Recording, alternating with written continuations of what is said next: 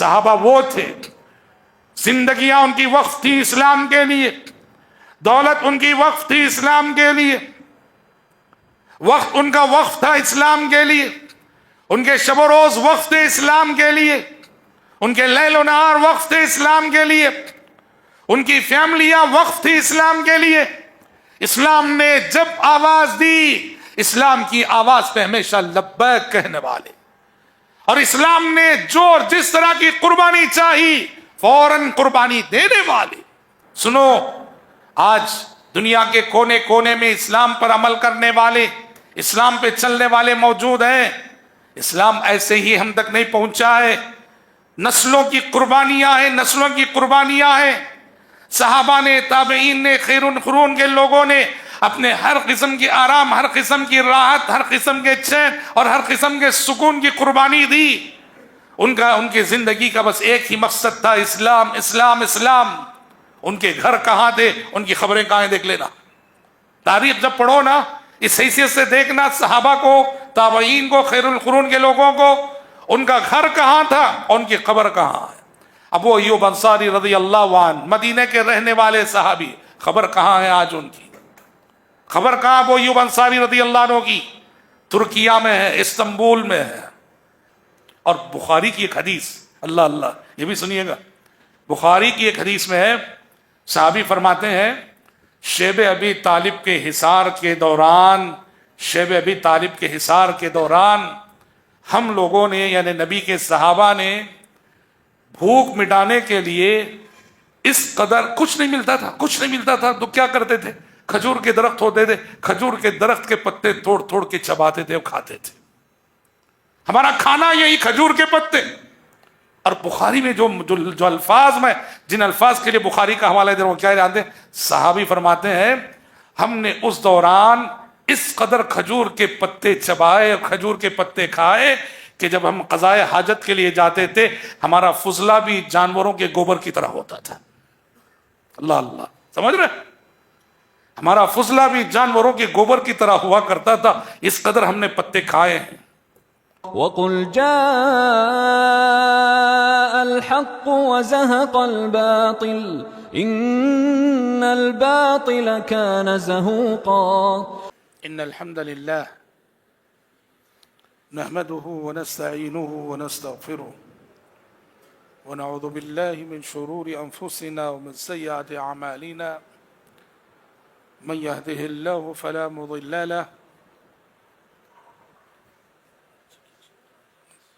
ومن يضلل فلا هادي له، وأشهد أن لا إله إلا الله وحده لا شريك له، وأشهد أن محمدًا عبده ورسوله، أما بعد فإن خير الحديث كتاب الله، وخير الهدي هدي محمد صلى الله عليه وسلم، وشر الأمور محدثاتها، وكل محدثة بدعة، وكل بدعة ضلالة، وكل ضلالة في النار۔ أعوذ بالله السميع العليم من الشيطان الرجيم، من همزه ونفخه ونفسه، والذين جاهدوا فينا لنهدينهم سبلنا وإن الله لمع المحسنين۔ آج کے اس اجلاس کے معزز ذمہ داران، اسٹیج پر موجود تمام ہی معزز علماء، شرکائے اجلاس اور پردہ نشین خواتین اسلام، مجھے اس وقت آپ کے سامنے خطاب کرنے کے لیے ایک موضوع دیا گیا ہے۔ میرا موضوع ہے اسلام کے لیے حضرات صحابہ کرام رضوان اللہ علیہم اجمعین کی قربانیاں۔ میں اپنے موضوع کو ترمذی کی ایک حدیث سے شروع کرنا چاہتا ہوں۔ ترمذی کی ایک حدیث میں نبی کریم صلی اللہ علیہ وسلم نے فرمایا، ان اللہ تعالی زوالی الارض فرأیت مشارقها ومغاربها وان امتی سیبلغ ملکها ما زوی لی منها۔ اللہ کے نبی فرماتے ہیں کہ اللہ تعالیٰ نے مجھے ساری زمین سمیٹ کر دکھائی، میں نے زمین کے مشرق بھی دیکھے، میں نے زمین کے مغرب بھی دیکھے۔ پیارے نبی نے فرمایا کہ وَإِنَّ أُمَّتِي سَيَبْلُغُ مُلْكُهَا مَا زُوِيَ لِي مِنْهَا، جہاں جہاں تک اللہ نے مجھے زمین سمیٹ کر دکھائی ہے، بسم اللہ بسم اللہ بسم اللہ بسم اللہ، جہاں جہاں تک اللہ تعالیٰ نے مجھے زمین سمیٹ کر دکھائی ہے، وہاں وہاں تک میری امت کی سلطنت اور مملکت پہنچنے والی ہے، یعنی اسلام پہنچنے والا ہے۔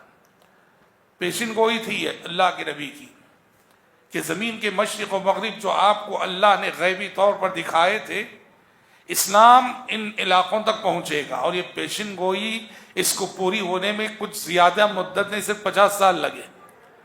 50 سال گزرے تھے نبی کو دنیا میں آئے ہوئے۔ 50 سال کی قلیل سی مدت میں تقریباً آدھی دنیا کو مسلمان فتح کر چکے تھے۔ صرف 50 سالوں میں مسلمانوں کے قافلے دنیا کے مشرق میں پہنچ چکے تھے، دنیا کے مغرب میں پہنچ چکے تھے۔ مگر یاد رکھیے، یہ کامیابیاں، اس کے پیچھے قربانیوں کا ایک طویل اور لامتناہی سلسلہ رہا۔ یہ جو کامیابی ملی کہ 50 سال میں مسلمان آدھی دنیا پر قابض ہو چکے تھے، اس کامیابی کے پیچھے حضرات صحابہ کرام رضوان اللہ علیہم اجمعین کی قربانیوں کا ایک لامتناہی سلسلہ۔ اللہ کا قانون ہے اس زمین پر، کامیابی قربانی کے بغیر نہیں ملا کرتی، ترقی قربانی کے بغیر نہیں ملا کرتی، عروج قربانی کے بغیر نہیں ملا کرتا۔ جو قربانی دیں گے کامیابی انہی کے قدم چومے گی، جو قربانی دیں گے عروج انہی کا مقدر ہوگا، جو قربانی دیں گے ترقی انہی کو نصیب ہوگی۔ تو کامیابی جتنی بڑی ہے، فتوحات جتنی عظیم ہے، ان فتوحات کے پیچھے صحابہ کرام رضوان اللہ علیہم اجمعین کی قربانیاں بھی اسی قدر عظیم ہیں۔ اللہ نے سورہ عنکبوت میں فرمایا الف لام میم احسب الناس ان یترکوا ان یقولوا آمنا وهم لا یفتنون، کہ لوگوں نے یہ سمجھ رکھا ہے کہ ایمان کا دعویٰ کرنے کے بعد ایسے ہی چھوڑ دیے جائیں گے اور آزمائے نہیں جائیں گے؟ بالکل نہیں۔ وَلَقَدْ فَتَنَّ الَّذِينَ مِن قَبْلِهِمْ فَلَيَعْلَمَنَّ اللَّهُ الَّذِينَ صَدَقُوا وَلَيَعْلَمَنَّ الْكَاذِبِينَ، ہم نے اس سے پہلے گزرے لوگوں کو بھی آزمایا، تمہیں بھی آزمائیں گے۔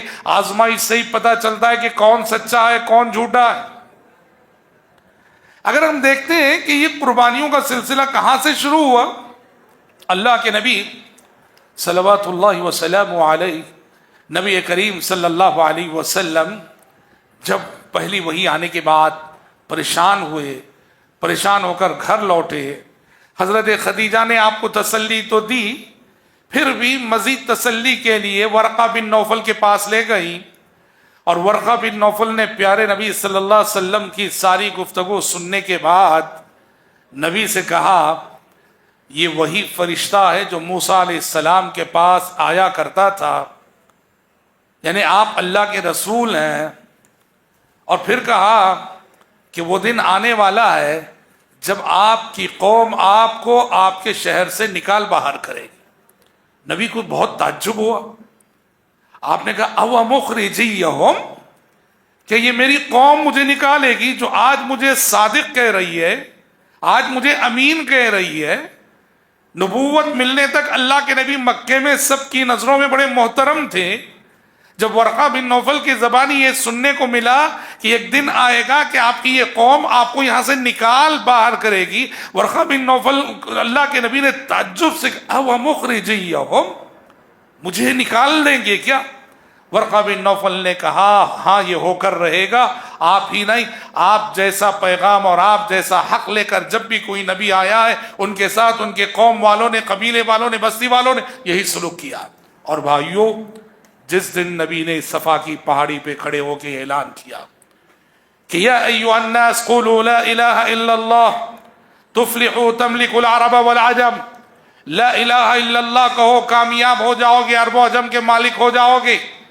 اس اعلان کے ساتھ ہی مکے کی سرزمین پر آزمائشوں کا سلسلہ شروع ہوا، اور سب سے زیادہ مشق ستم بنائے گئے ضعفاء، کمزور لوگ، جو غلام تھے، جو نادار تھے، جو غریب تھے. کہیں تنہا کسی فرد واحد کو آزمائشوں سے گزارا جا رہا تھا، کہیں پوری کی پوری فیملی آزمائش سے گزاری جا رہی تھی. آپ نے بارہا سنا ہے مکے کے ابتدائی دور میں ابو جہل، حضرت یاسر، ان کی زوجہ حضرت سمیہ، ان کے بیٹے حضرت عمار، تینوں کو ابو جہل ایک ساتھ ستایا کرتا تھا، مارا کرتا تھا، پیٹا کرتا تھا. ذرا آپ یہاں رک کے سوچئے گا، ایک ہوتی ہے جسمانی اذیت کہ آپ کو مارا جائے، پیٹا جائے، جسمانی اذیت الگ چیز ہے.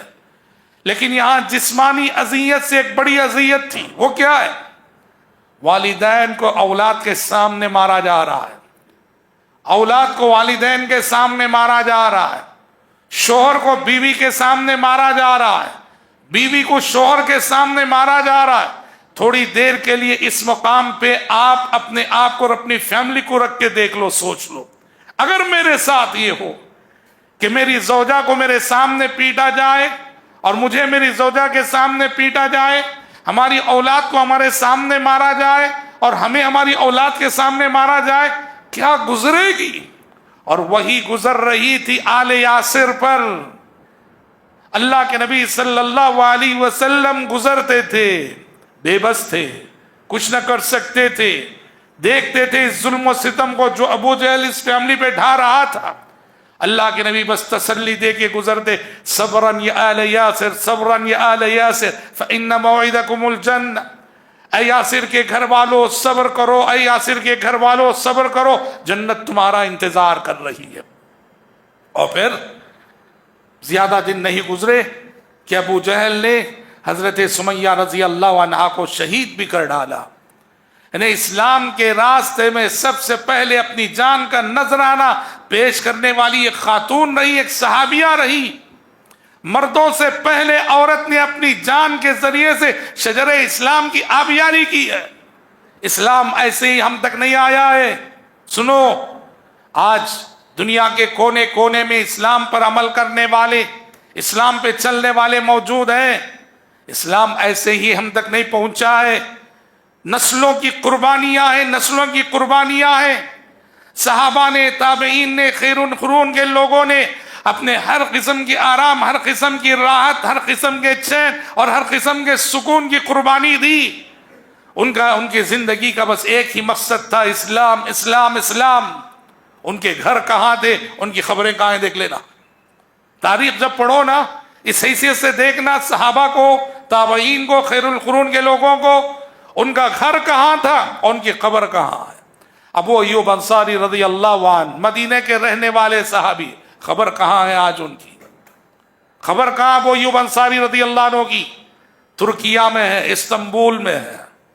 کہاں مدینہ اور کہاں استنبول اور ترکیہ؟ ہزاروں میل کی مسافت. یہ صحابہ تھے جو اللہ کے دین کی خاطر نکل کھڑے ہوئے، دنیا کے مشرق و مغرب، شمال و جنوب میں وہ نکل کھڑے ہوئے تا حد نکاح. جہاں تک اللہ کے دین کے پیغام کو لے کر جا سکتے تھے وہ گئے، رضوان اللہ علیہم اجمعین. مکی زندگی میں آزمائشوں کا، قربانیوں کا ایک لامتناہی سلسلہ ہے. شیب ابی طالب کا مرحلہ بھی آیا. کیا ہے شیب ابی طالب کا مرحلہ؟ مکے کے لوگوں نے، سب نے مل کر مسلمانوں کا سوشل بائیکاٹ کیا، سماجی بائیکاٹ کیا. کوئی ان سے تعلقات نہ رکھے، کوئی ان سے لین دین نہ کرے، کوئی ان سے تجارت نہ کرے، کوئی ان سے بزنس نہ کرے، کوئی ان سے خرید و فروخت نہ کرے. ابو طالب کی گھاٹی میں مسلمانوں کو محصور کر دیا گیا تھا اور یہ آزمائش مسلمانوں پہ 3 سال رہی. اللہ کے نبی اور نبی کے صحابہ اس آزمائش سے گزارے گئے. 3 سال یہ آزمائش برداشت کی. اور آپ جانتے ہیں اس دوران حضرات صحابہ کرام رضوان اللہ علیہم اجمعین پر کیا کچھ گزری. سعد بن ابی وقاص رضی اللہ عنہ کہتے ہیں، اللہ اکبر، کہ ایک دن شیب ابی طالب کے حصار کے دوران میں گزرا چلا جا رہا تھا. شدید بھوک لگی تھی، کھانے کے لیے کچھ میسر نہ تھا. میں گزرا چلا جا رہا تھا، اچانک میرے پیر کے نیچے مجھے کوئی بھیگی سی چیز لگتی ہوئی نظر آئی. میرے پیر کے نیچے بھیگی بھیگی سی چیز. کہتے ہیں سیدھے میں اٹھایا, آنکھ بند کیا, منہ میں رکھ لیا, کھا لیا. کہتے ہیں مجھے آج تک نہیں معلوم وہ کیا چیز تھی. بھوک اتنی شدید تھی کہ بس کوئی بھیگی چیز ہے اٹھایا اور میں کھا لیا. اور بخاری کی ایک حدیث, اللہ اللہ, یہ بھی سنیے گا. بخاری کی ایک حدیث میں ہے, صحابی فرماتے ہیں شیب ابی طالب کے حصار کے دوران, شیب ابی طالب کے حصار کے دوران ہم لوگوں نے, یعنی نبی کے صحابہ نے, بھوک مٹانے کے لیے اس قدر کچھ نہیں ملتا تھا تو کیا کرتے تھے, کھجور کے درخت ہوتے تھے, کھجور کے درخت کے پتے توڑ توڑ کے چباتے تھے اور کھاتے تھے. ہمارا کھانا یہی کھجور کے پتے. اور بخاری میں جو الفاظ, میں جن الفاظ کے لیے بخاری کا حوالہ دے رہا ہوں کیا جانتے ہیں, صحابی فرماتے ہیں ہم نے اس دوران اس قدر کھجور کے پتے چبائے اور کھجور کے پتے کھائے کہ جب ہم قضائے حاجت کے لیے جاتے تھے ہمارا فضلہ بھی جانوروں کے گوبر کی طرح ہوتا تھا. اللہ اللہ, سمجھ رہے, ہمارا فضلہ بھی جانوروں کے گوبر کی طرح ہوا کرتا تھا, اس قدر ہم نے پتے کھائے ہیں. دین پہ چلنا آسان سمجھتے ہو؟ ہاں, یہ دین بڑی مشقتوں سے ہم تک پہنچا ہے. آج ہم اس دین پہ کتنا ظلم کرتے ہیں, کتنا ستم کرتے ہیں, کتنے ستم ڈھاتے ہیں. یہ دین قربانیاں چاہتا ہے, حوصلہ چاہتا ہے, ہمت چاہتا ہے, عزم چاہتا ہے. صحابہ کی زندگیوں کو پڑھو نا, ہر صحابی کی الگ داستان, ہر صحابی کی قربانی کا انداز الگ. کیسی کیسی قربانیاں, مالی قربانیاں, جسمانی قربانیاں, جانی قربانیاں, جذباتی قربانیاں.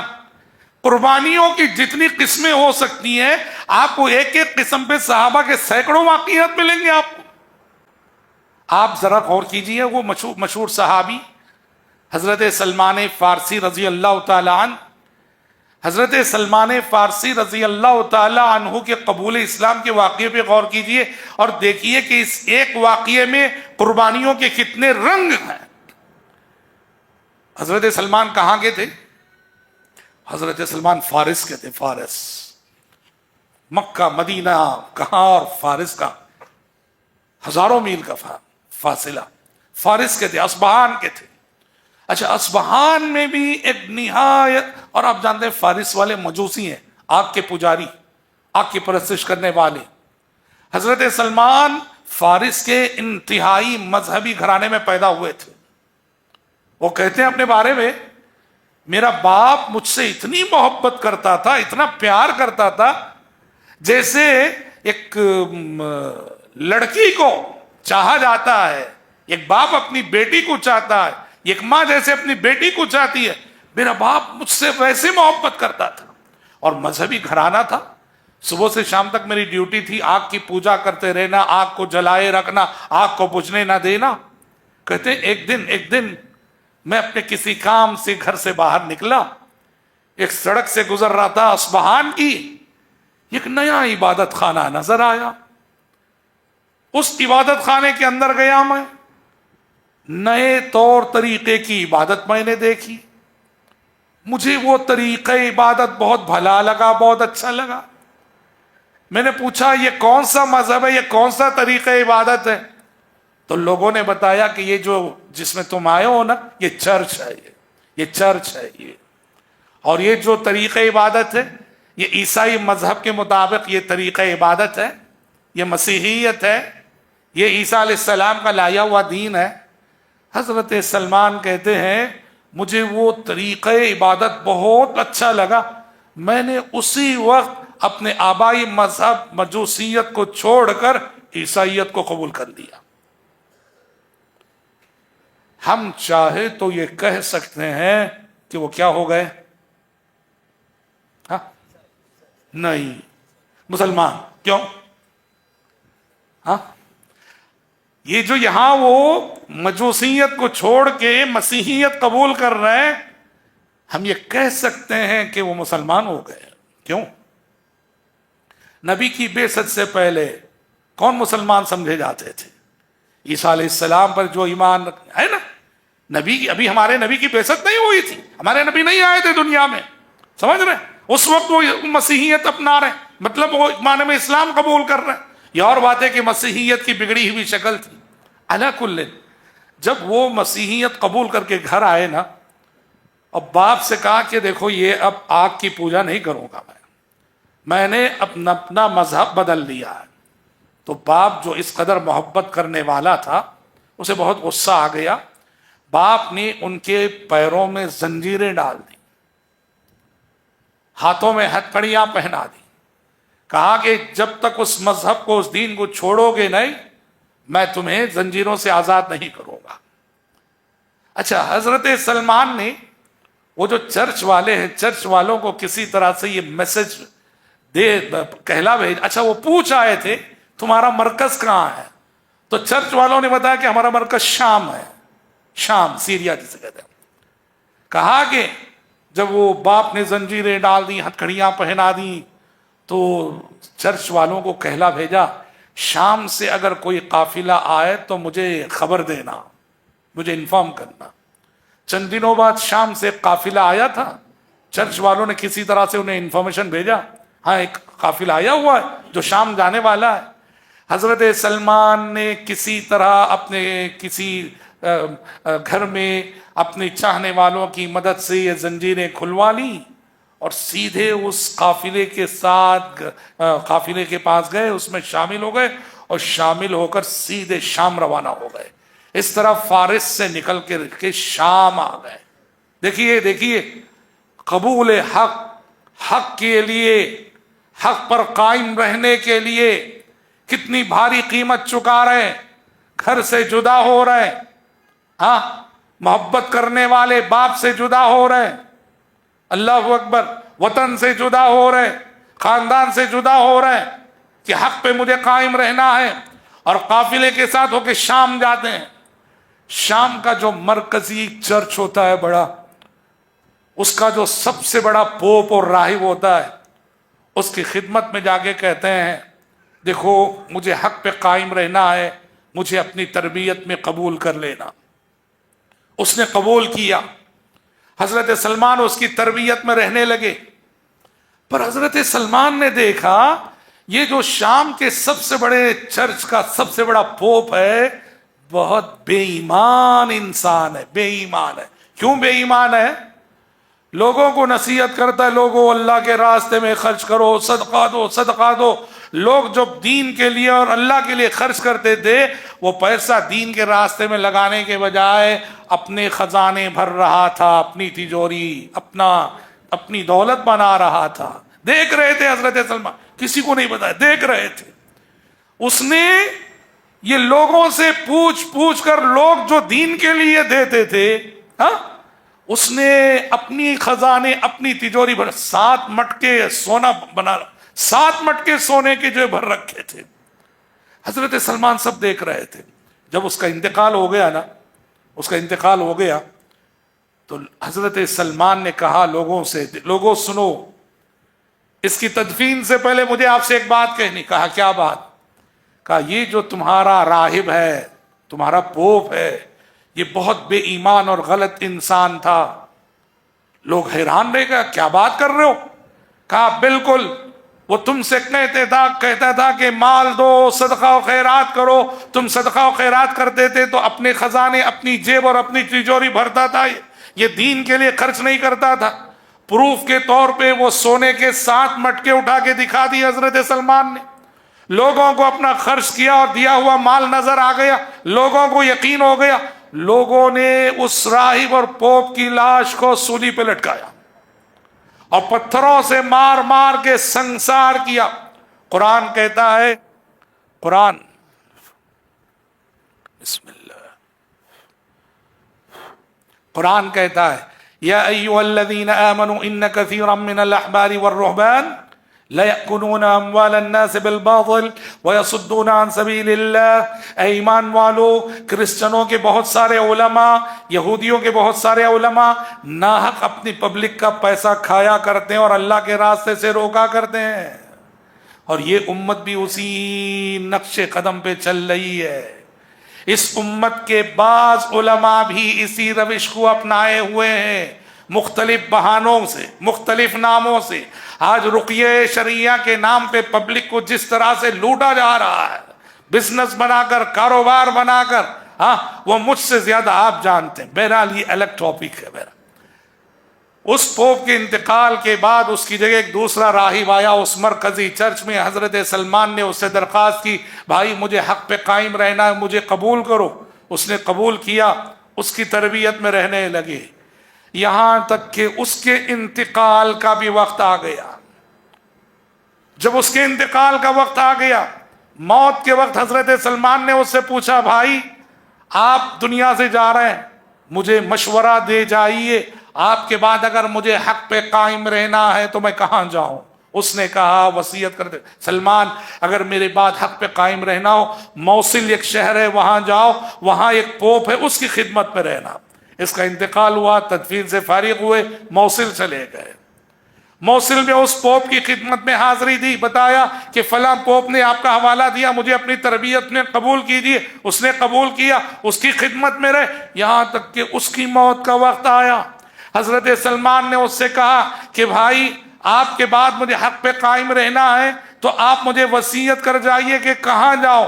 اس نے کہا کہ سلمان، وہ نصیبین ایک شہر ہے، وہاں چلے جاؤ، وہاں ایک راہب ہے، اس کی خدمت میں رہنا۔ اس کا انتقال ہوا، تدفین سے فارغ ہوئے۔ نصیبین، دیکھ رہے ہیں آپ، حق کے لیے، حق پہ قائم رہنے کے لیے ایک صحابی کتنی قیمت چکا رہے ہیں۔ اللہ اکبر۔ اچھا، نصیبین گئے اور اس راہب سے درخواست کی، اس نے قبول کیا، اس کی تربیت میں رہے۔ پھر اس کی موت کا، حضرت سلمان کی عمر بہت لمبی تھی، لمبی تھی ان کی عمر، سمجھ رہے؟ آپ بولیں گے کیا ہے، راہب سب مرتے جا رہے، یہ نہیں مر رہا، سمجھ ہماری بات؟ ان کی حیات بڑی لمبی تھی۔ ہاں جی بالکل۔ نصیبین چلے گئے، نصیبین کے راہب نے قبول کیا اپنی تربیت میں، تاکہ اس کی موت کا وقت آیا۔ حضرت سلمان نے کہا کہ بھائی بتا جائیے کہ آپ کے بعد حق پہ قائم رہنا ہو، میں کیا کروں؟ اس نے کہا دیکھو ایک شہر ہے اموریہ، اموریہ میں ایک راہب ہے، اس کے پاس چلے جا رہا۔ اس کی تدفین سے فارغ ہو کے اموریہ گئے، اور اموریہ میں اس راہب کے پاس جا کے درخواست کی کہ مجھے اپنی تربیت میں قبول کیجیے۔ اس نے قبول کیا، اس کی بھی موت کا وقت آیا۔ حضرت سلمان نے کہا مجھے آپ کے بعد حق پہ قائم رہنا ہے، بتائیے کہ میں کیا کروں؟ وہ اچھا انسان تھا، اس نے کیا کہا جانتے ہیں؟ اس نے کہا سلمان، میرے بعد عیسائیوں میں، کرسچنوں میں کوئی سچا اور ایماندار عالم مجھے نظر نہیں آ رہا ہے۔ تو سلمان نے کہا پھر میں کیا کروں، مجھے حق کی تلاش ہے۔ اس راہب نے کہا سلمان، حق کی تلاش ہے، سنو، ہماری انجیل میں جس فار خلید کا ذکر ہے کہ ایک آخری نبی آنے والے ہیں، ہم سمجھتے ہیں، میں سمجھتا ہوں اس آخری نبی کا زمانہ آ چکا ہے۔ اب اگر حق کی تلاش ہے تو بس اس آخری نبی کو ڈھونڈو زمین پر، اس کو پانے کی کوشش کرو، یہی ایک واحد راستہ ہے۔ حضرت سلمان نے کہا کیسے پہچانو اس آخری نبی کو؟ اس نے کہا وہ جزیرہ عرب میں آئیں گے، اور دو علامتیں ہماری کتاب میں اس آخری نبی کی ہیں۔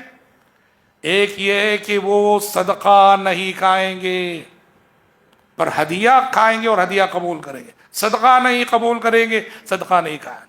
اور دوسری علامت یہ، ان کے کندھے پہ مہر نبوت ہوگی۔ اب یہ دو نشانیاں سن لی، اس کا انتقال ہو گیا، تدفین سے فارغ ہوئے، اب عرب جانا ہے۔ ہوا یہ کہ ایک قبیلہ آیا، ایک وفد آیا، ایک قافلہ آیا عرب سے۔ حضرت سلمان نے اس قافلے والوں سے کہا مجھے ذرا اپنے ساتھ عرب لے چلو۔ قافلے والوں نے انہیں لے لیا ساتھ، پر آدھے راستے میں ان کے ساتھ غداری کر بیٹھے۔ کیا غداری کر بیٹھے؟ مارکیٹ میں لے جا کر غلام کے طور پہ بیچ ڈالا۔ وہ نبی کی تلاش میں جا رہے ہیں اور ان کے ساتھ اتنی بڑی غداری ہو رہی ہے کہ مارکیٹ میں لے جا کر غلام کے طور پر بیچ ڈالا۔ مگر اللہ کے نبی فرماتے ہیں عجبا لامر المؤمن ان امرہ کلہ لہ خیر۔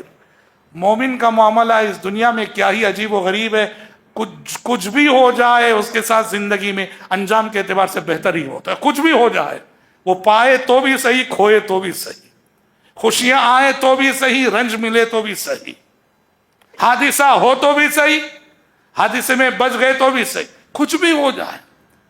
حضرت سلمان اس کے ساتھ غداری کی قبیلے والوں نے اور بیچ ڈالا مارکیٹ میں لے جا کے غلام کے طور پہ، مگر اس شر کے اندر خیر کا پہلو یہ تھا کہ اس مارکیٹ میں حضرت سلمان کو خریدا ایک یہودی نے جس کی رشتہ داریاں مدینے سے وابستہ تھی۔ ہاں، حادثہ کہاں پہنچا رہا ہے؟ منزل پہ پہنچا رہا ہے، سمجھ رہے ہیں؟ حادثہ ہو رہا ہے، غداری اور بے ایمانی ہو رہی ہے، مگر یہی حادثہ کہاں پہنچا رہا ہے؟ منزل سے قریب کر رہا ہے کہ ایک ایسا یہودی انہیں خرید رہا ہے جس کی رشتہ داریاں مدینے سے وابستہ ہیں۔ وہ یہودی خرید کر لے گیا سلمان کو۔ چند دنوں بعد حضرت سلمان کو اس یہودی سے اس کے مدینے کے رہنے والے ایک دوسرے رشتہ دار یہودی نے خریدا۔ اس طرح کہاں پہنچ گئے؟ مدینہ پہنچ گئے۔ اللہ اللہ، حادثے نے منزل کا پتہ دیا، سمجھ رہے؟ حادثے نے منزل پہ پہنچایا ہے۔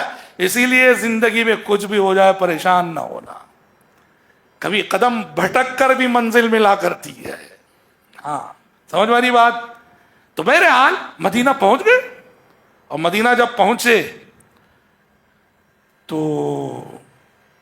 نبی کریم صلی اللہ علیہ وسلم نئے اس وقت ہجرت کر کے مدینہ آئے ہوئے تھے، اور گھر گھر گلی گلی نبی کا چرچا تھا۔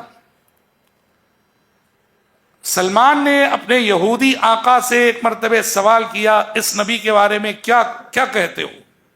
اس نے تمانچہ رسید کیا، کیونکہ یہودی بہت جلے بھونے تھے نا، بہت حسد میں مبتلا تھے کہ آخری نبی جو ہم سمجھ رہے تھے ہمارے خاندان سے آئے گا، یہ بنو اسماعیل سے آ گیا، ہمارے خاندان سے ہٹ کے آ گیا۔ بہت جلے بھونے تھے وہ، اس لیے جب وہ حضرت سلمان کی زبانی نام سنا نبی کا تو تماچا مارا۔ حضرت سلمان سمجھ گئے کہ یہ میرے مقصد میں کام نہیں آنے والا ہے۔ چند دنوں بعد حضرت سلمان نے کیا کیا؟ اب خود فیصلہ کرنا ہے کہ یہ سچے نبی ہیں کہ نہیں، اور فیصلہ کرنا ہے تو اس کا ذریعہ کیا ہے؟ وہ جو اس نے علامت بتائی تھی آخری راہب نے، 2 نشانیاں۔ تھوڑا سا مال لے کر نبی کی خدمت میں گئے اور جا کے کہا، ایک اجنبی کی حیثیت سے گئے اور جا کے کہا، یہ لیجیے، یہ صدقہ ہے میری جانب سے آپ کے لیے۔ صدقہ کہنے کے ساتھ نبی نے کہا کہ صدقہ ہم قبول نہیں کرتے، صدقہ ہم نہیں کھاتے، کسی غریب کو دے دو۔ تو واپس آ گئے۔ چند دنوں بعد تھوڑا سا مال لے کر پھر نبی کی خدمت میں پہنچے، کہا لیجئے، یہ میری جانب سے آپ کے لیے ہدیہ ہے۔ ہدیہ کہنے کے ساتھ نبی نے اس کو قبول کیا۔ ایک نشانی پوری ہو گئی۔ اب دوسری نشانی کہ اس آخری نبی کے کندھے پر مہر نبوت ہوگی۔ جیسے ہی نبی نے ہدیہ قبول کیا، حضرت سلمان اٹھ کر بار بار نبی کے پیچھے جانے لگے۔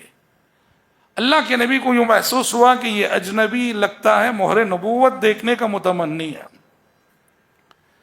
اللہ کے نبی نے چادر مبارک ہٹائی، آپ کے کندھے مبارک پہ ابھرا ہوا گوشت تھا، وہ مہر نبوت۔ جیسے ہی وہ مہر نبوت پہ نظر پڑی، حضرت سلمان پیچھے سے ہی چمٹ گئے اللہ کے نبی سے۔ ہاں، مہر نبوت کا بوسہ لیا اور زارو قطار رونے لگے۔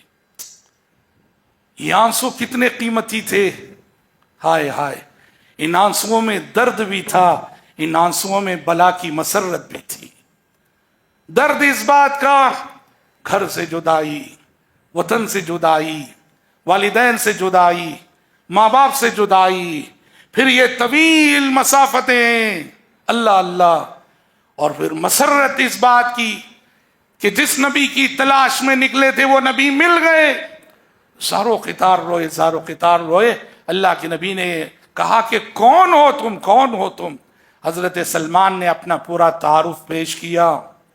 اللہ اکبر، اسلام لا لیے، اور اسلام لانے کے بعد حضرت سلمان فارسی رضی اللہ عنہ نے دیکھا کہ خدمت اسلام کے راستے میں سب سے بڑی رکاوٹ غلامی ہے، غلامی سے رہائی پانا ہے۔ تو انہوں نے اپنے آقا کو کسی طور راضی کر لیا مکاتبے پر. مکاتبہ بولے تو مالک اور غلام میں ایک معاہدہ. مالک کہے کہ اگر تم مجھے اتنا پیسہ دے دو گے تو میں تمہیں آزاد کر دوں گا، یا میرا فلاں کام کر دو گے تو تمہیں آزاد کر دوں گا. اب یہاں مکاتبے کی شرط یہ طے پائی، ان کے یہودی آقا نے کہا میرے باغیچے میں کھجور کے 360 درخت لگا دو گے تو تم آزاد ہو. حضرت سلمان نے اللہ کے نبی کو آگے بتایا کہ میری رہائی کا راستہ جو ہے اللہ نے پیدا کر دیا ہے، اور اس نے کہا کہ کھجور کے 360 درخت مجھے لگانے ہیں. اللہ کے نبی نے کہا سلمان درخت کی تیاری تم کرو، لگانا مت، میں آ کے اپنے ہاتھ سے لگاؤں گا. حضرت سلمان نے وہ پودے تیار کر لیے پر لگائے نہیں. نبی کو بلایا، نبی تشریف لے گئے اور اپنے دستے مبارک سے پودے لگائے.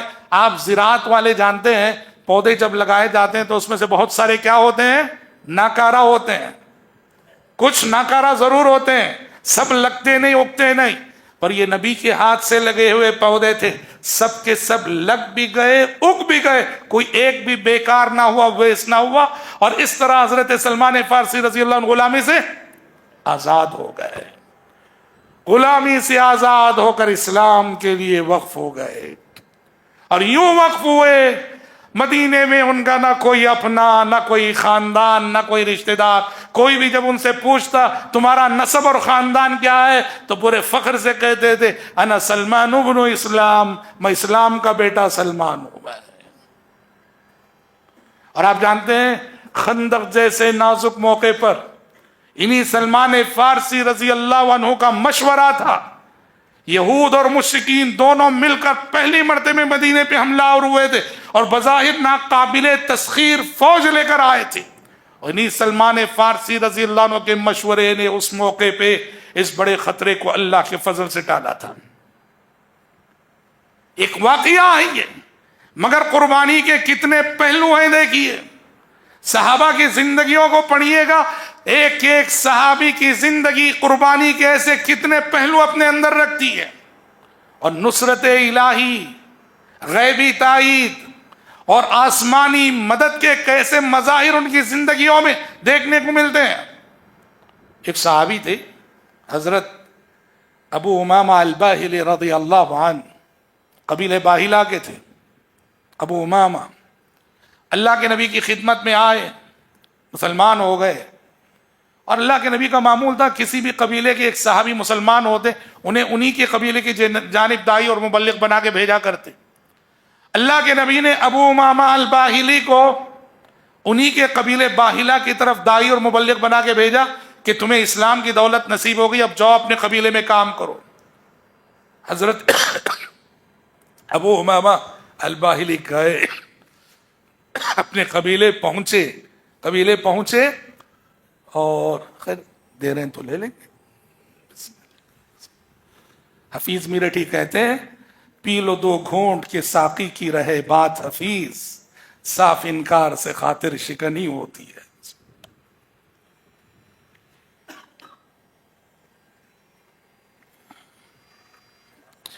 تو حضرت ابو امامہ باہلی اپنے قبیلے باہلہ گئے، جا کر قبیلے والوں کو توحید کی دعوت دی، شرک سے منع کیا.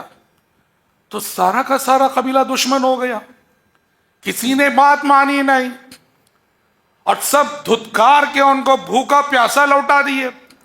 حالانکہ وہ طویل سفر کر کے گئے تھے، بھوکے تھے، پیاسے تھے، رشتہ داروں نے کھلایا بھی نہیں، پلایا بھی نہیں. اسلام کا پیغام جیسے ہی رکھا وہ یوں دشمن بن گئے کہ انہیں گھونٹ پانی تک نہیں دیا ان قبیلے والوں نے.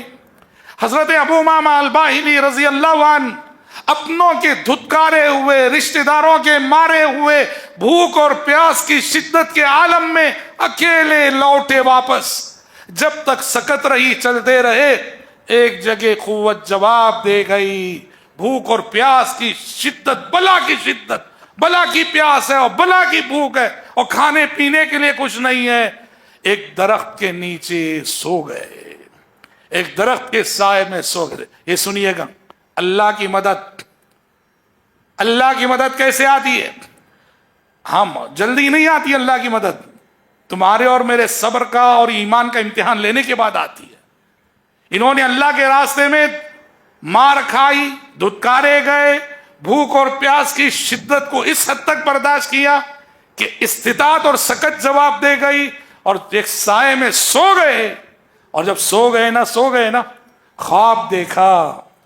خواب میں ایک شخص آتا ہے اور دودھ کا پیالہ پیش کرتا، کہتا ہے ابو امامہ پیو. پیتے ہیں خوب سیر ہو جاتے ہیں. خواب دیکھ رہے ہیں، خوب سیر ہو جاتے ہیں. سوئے ہوئے اور یہ خواب دیکھ رہے ہیں، پی رہے ہیں اور سیر ہو رہے ہیں. ادھر ابو امامہ کو دھتکارنے کے بعد قوم کے بعض لوگوں کا ضمیر جاگا. انہوں نے کہا کہ بھائی جو بھی ہو، ابو امامہ ہمارا رشتہ دار تھا، اس کی بات نہیں مانی صحیح، مگر کم سے کم اسے کھلا پلا تو دیتے. ہم نے یہ کیا کیا کہ بھوکا پیاسا لوٹا دیا. چلو اپنی غلطی کا تدارک کرتے ہیں. قبیلے کے کچھ لوگ جلدی توشہ لیے، اور توشہ لے کر سیدھے ابو امامہ جس راستے پہ نکلے تھے ڈھونڈتے ہوئے آئے. دیکھا ایک درخت کے نیچے سوئے ہوئے ہیں. جگایا اور جگا کر معذرت چاہی کہ دیکھو ہم نے تمہاری بات نہیں مانی، ٹھیک ہے، لیکن کھلایا پلایا نہیں، اس میں معذرت. یہ لو ہم تمہارے لیے کھانا پینا لائے. حضرت ابو امامہ کہتے ہیں جب میں جاگا، وہ جو خواب میں مجھے دودھ پلایا گیا تھا، میری طبیعت اس قدر سیر ہو گئی تھی جیسے کہ ابھی میں نے پیٹ بھر کھانا کھایا ہو. میری بھوک ختم، میری پیاس ختم، میرے اندر ایک قطرہ پانی کی گنجائش نہ تھی. میں نے ان سے کہا تمہارا توشہ تمہیں مبارک، اطعمنی ربی وسقانی، میرے رب نے مجھے کھلا دیا، میرے رب نے مجھے پلا دیا. قوم کے لوگوں نے کہا کیسے؟ انہوں نے خواب سنایا. حضرت ابو امامہ کی اس کرامت کو دیکھ کر قبیلے والوں نے جا کے بتایا، پورا قبیلہ مشرف اسلام ہوا. سیدی سے یہ کوئی خیالی واقعہ بالکل نہیں، سیدی سے پورا قبیلہ مشرف اسلام. یہ نبی کے صحابہ ہیں، اور نبی کے صحابہ کی زندگیاں ہیں، قربانیاں ہیں، اور قربانیوں کے بعد نصرت الہی اور تائید الہی اور غیبی مدد کے سلسلے یہ سب. اور ایک بات یاد رکھیے گا، صحابہ نے جو قربانیاں دین کے لیے دیں، ان میں سے ایک حصہ ہے مالی قربانیوں کا. اور اسی پر میں اپنی بات ختم کرتا ہوں انشاءاللہ. مالی قربانیاں یاد رکھنا، دین کے لیے، خدمت دین کے لیے مال از حد ضروری ہے. مال کے بغیر کبھی دین ترقی نہیں کرتا. مال بہت ضروری ہے. وہ مکے کی غربت و ناداری کے 13 سال سہی، یا پھر مدینے کی 10 سالہ زندگی، دونوں جگہ اسلام کو مال کی ضرورت پڑی.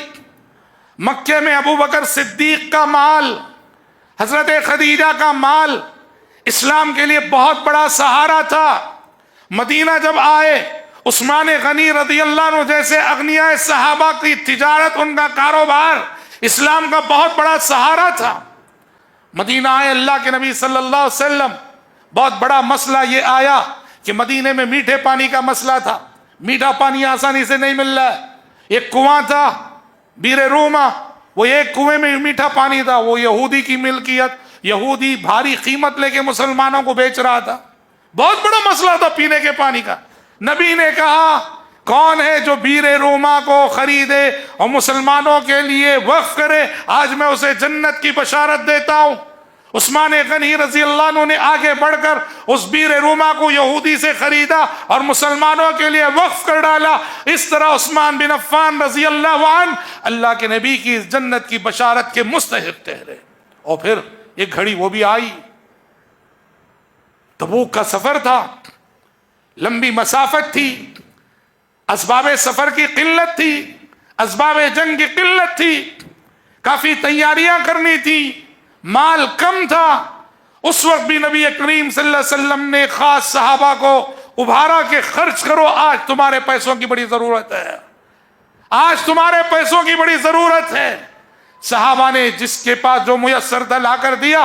اور اس گھڑی بھی عثمان بن عفان رضی اللہ عنہ، آپ نے کہا تھا من جہز جیش العسرۃ فلہ الجنہ، جو آج اس قافلے کو جو تبوک جا رہا ہے، اس کاروان کو جو تبوک جا رہا ہے، جو اپنی مدد سے نوازے گا، مدد کرے گا، میں اسے جنت کی بشارت دیتا ہوں۔ عثمان بن عفان رضی اللہ عنہ نے ایک تو سینکڑوں کی تعداد میں اونٹ اللہ کے نبی کے حوالے کیے، اور اونٹوں کے علاوہ 10,000 دینار لے کر آئے، اور 10,000 دینار لا کے خدمت اقدس میں ڈال دیے۔ اللہ کے نبی قبول کیجیے۔ یہ اللہ کے نبی صلی اللہ علیہ وسلم عثمان بن عفان رضی اللہ عنہ کے لائے ہوئے 10,000 دینار کو لے کر ممبر پہ چڑھے، ممبر پہ کھڑے ہوئے، اور صحابہ کے سامنے آپ نے ان کے دیے ہوئے دیناروں کو اس ہاتھ سے اس ہاتھ منتقل کیے جاتے تھے، اور فرمائے جا رہے تھے ما ضر ابن عفان ما عمل بعد هذا اليوم، ما ضر ابن عفان ما عمل بعد هذا اليوم۔ آج عثمان بن عفان نے وہ نیکی کر لی ہے، آج کے بعد وہ جو چاہے کر لے، اب انہیں جنت میں جانے سے کوئی چیز روک نہیں سکتی ہے۔ رضوان اللہ علیہم اجمعین۔ صحابہ وہ تھے، زندگیاں ان کی وقف تھی اسلام کے لیے، دولت ان کی وقف تھی اسلام کے لیے، وقت ان کا وقف تھا اسلام کے لیے، ان کے شب و روز وقف تھے اسلام کے لیے، ان کے لیل و نہار وقف تھے اسلام کے لیے، ان کی فیملیاں وقف تھی اسلام کے لیے۔ اسلام نے جب آواز دی، اسلام کی آواز پہ ہمیشہ لبیک کہنے والے، اور اسلام نے جو اور جس طرح کی قربانی چاہی فوراً قربانی دینے والے۔ اللہ اللہ، ایک موقع تھا، ایک وفد آیا اللہ کے نبی کی خدمت میں، سب غریب تھے، مضر کے لوگ تھے، سب غریب تھے، اور ان کی غربت و ناداری کا یہ عالم کہ کپڑے بھی ٹھیک سے میسر نہیں تھے، تن ڈھانکنے والے کپڑے، نی مریاں بدن، ان کے بدن، ان کا لباس ظاہر تھا، ان کا بدن ظاہر تھا۔ اللہ کے نبی دیکھو اپنے سینے میں کیسا درد مند دل رکھتے تھے ان آنے والے مہمانوں کی غربت اور ناداری کو دیکھ کر کہ کپڑے بھی میسر نہیں ہیں، نبی کا چہرہ بدل گیا۔ راوی حدیث کہتے ہیں فَتَمَعَّرَ وَجْهُ رَسُولِ اللَّهِ صلی اللہ علیہ وسلم لِمَا رَآ بِهِم مِّنَ الْفَاقَةِ، ان غریبوں ناداروں کی فاقے کو دیکھ کر نبی کریم صلی اللہ علیہ وسلم کا چہرہ اتر گیا، چہرہ بدل گیا۔ یہ نبی کی سنت ہے، درد مندوں کو دیکھ کر ان کے درد کو محسوس کرنا، ان کے درد کو اپنا درد بنانا، ان کے دکھ کو اپنا دکھ سمجھنا، اور ان کے درد کو بانٹنے کی کوشش کرنا، یہ ہمارے نبی کی سنت ہے۔ محمد علی جوہر نے کہا کیوں ایسے نبی پر نہ فدا ہوں کہ جو فرمائے اچھے تو سبھی کے ہیں، برا میرے لیے ہے۔ توحید تو یہ ہے کہ خدا حشر میں کہہ دے یہ بندہ دو عالم سے خفا میرے لیے ہے۔ کیا ڈر ہے اگر ساری خدائی ہو مخالف، کافی ہے اگر یہ خدا میرے لیے ہے۔ کیوں ایسے نبی پر نہ فدا ہو کہ جو فرمائے اچھے تو سبھی کے ہیں، برا میرے لیے۔ غریبوں کے فقر و فاقے کو دیکھ کر نبی کا چہرہ بدل گیا۔ فوراً آپ نے صحابہ کو مسجد میں جمع کیا، جمع کر کے اعلان کیا کہ دیکھو غریب لوگ آئیں، نادار لوگ آئیں، آج جس کے پاس جو چیز میسر ہے وہ لائے اور دے جائے۔ سب لوگ لانے لگے۔ اتنے میں ایک صحابی نے اتنی بڑی تھیلی لائی کہ ان سے اٹھائی نہیں جا رہی تھی، اتنا سامان بھرا ہوا تھا اس تھیلی میں، اتنی وزنی تھی، اٹھائی نہیں جا رہی تھی وہ تھیلی۔ اب یہ ہوا اس سے پہلے جتنے لوگ لائے تھوڑا تھوڑا لا رہے تھے، ان صحابی کی مقدار صدقہ کو دیکھ کر بعد میں آنے والوں کی مقدار بڑھ گئی، یہاں تک کہ مسجد نبوی میں کپڑوں کے، غذائی اجناس کے 2 ڈھیر تیار ہو گئے۔ راوی حدیث کہتے ہیں فَتَحَلَّلَ وَجْهُ رَسُولِ اللَّهِ صلی اللہ علیہ وسلم، تھوڑی دیر پہلے ان کی غربت کو دیکھ کر جس نبی کا چہرہ اتر گیا تھا، اب ان کے لیے انتظام ہو گیا، نبی کا چہرہ خوشی سے لہلہا اٹھا، ایسے لہلہا اٹھا جیسے کہ سونے کا پانی پلا دیا گیا ہو۔ راوی حدیث کہتے ہیں، اور نبی نے ان صحابی کی تعریف کرتے ہوئے فرمایا کن کی؟